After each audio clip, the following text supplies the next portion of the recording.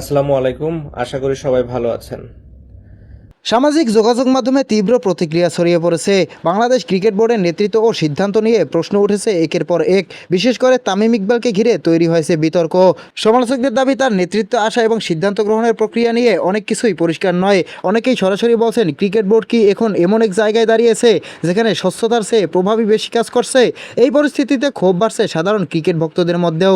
এরই মধ্যে প্রশ্ন উঠেছে এই বিষয় নিয়ে লাইভে এসে কি বললেন সাকিব আল হাসান।